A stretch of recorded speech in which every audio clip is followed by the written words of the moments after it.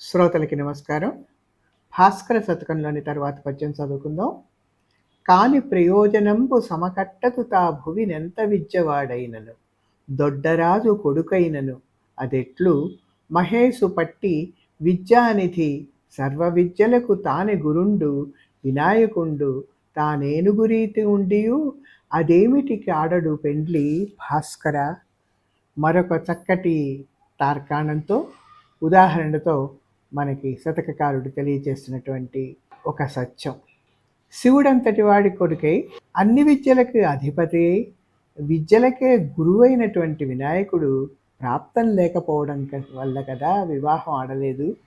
అంటే ఎంత గొప్పవాడైనా రాజపుత్రుడైనా ప్రాప్తి లేకపోతే అంటే యోగ్యత అర్హత ఉండొచ్చు, కానీ ప్రాప్తం అంటే అదృష్టం లేకపోతే గనక ఏ పని సమకూరదు అని తెలియచేసినటువంటి చక్కటి పద్యం ఇది.